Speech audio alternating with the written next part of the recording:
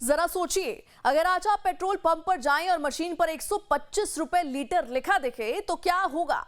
गाड़ी चलाना महंगा हो जाएगा, हर सामान की कीमत बढ़ जाएगी और आपकी जेब पर सीधा असर पड़ेगा। लेकिन सरकार का दावा है कि एथेनॉल ब्लेंडिंग की वजह से ऐसा नहीं हुआ। सरकार के मुताबिक एथेनॉल मिलाने से देश के लोगों की जेब में लगभग 30 रुपए प्रति लीटर तक की बचत हो रही है।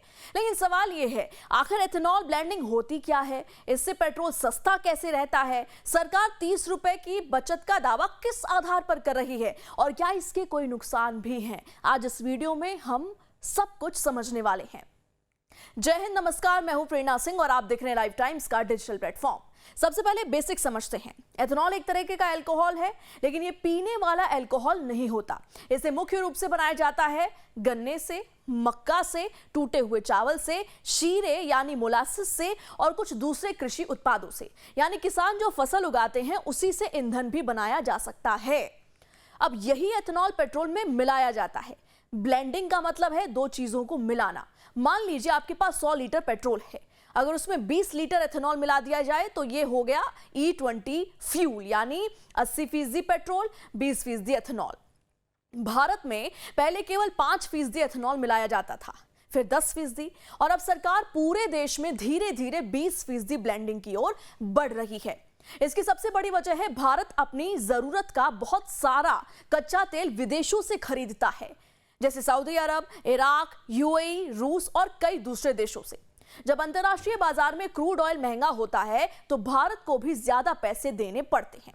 यही पैसा आखिरकार पेट्रोल और डीजल की कीमतों पर असर डालता है।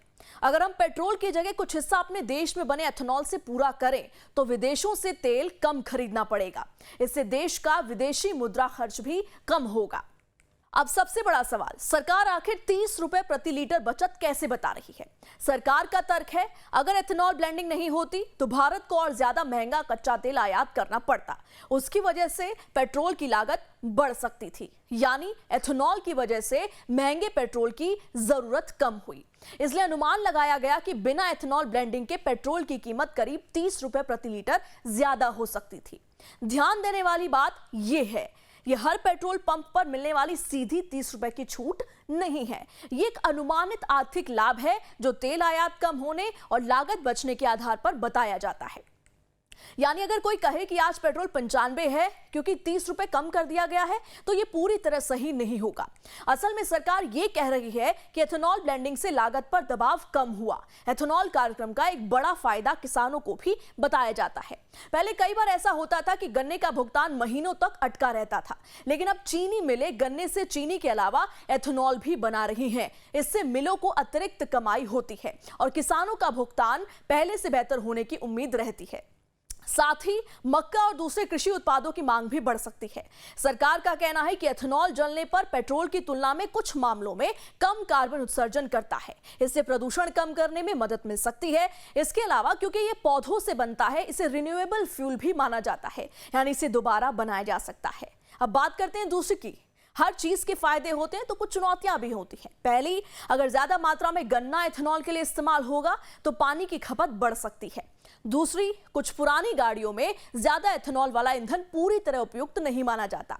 हालांकि नई गाड़ियों को धीरे धीरे E20 के हिसाब से तैयार किया जा रहा है। तीसरा, कुछ विशेषज्ञों का कहना है कि खाद्यान्न का इस्तेमाल ईंधन बनाने और खाद्य सुरक्षा के बीच संतुलन बनाए रखना जरूरी है। यानी नीति बनाते समय कई पहलुओं को साथ लेकर चलना पड़ता है। तो कुल मिलाकर कहानी यह है, सरकार का कहना है कि एथेनॉल ब्लेंडिंग की वजह से तेल आयात कम हुआ, विदेशी मुद्रा की बचत हुई, किसानों को नया बाजार मिला और पेट्रोल की लागत पर दबाव कम हुआ। इसी आधार पर यह दावा किया जाता है कि अगर एथेनॉल ब्लेंडिंग नहीं होती तो पेट्रोल की कीमत लगभग 125 रुपए प्रति लीटर तक पहुंच सकती थी, यानी लोगों की जेब पर करीब 30 रुपए प्रति लीटर का अतिरिक्त बोझ पड़ सकता था।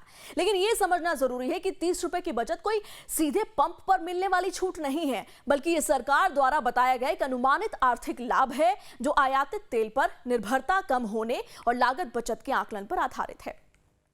अब आप बताइए, क्या आपको लगता है कि एथेनॉल ब्लेंडिंग भारत के लिए सही कदम है या फिर इसके नुकसान ज्यादा हो सकते हैं? अपनी राय कमेंट में जरूर बताइए। अगर आपको वीडियो पसंद आया हो तो चैनल को सब्सक्राइब करना बिल्कुल भी ना भूलें। फिलहाल मुझे दीजिए इजाजत। जय हिंद, नमस्कार।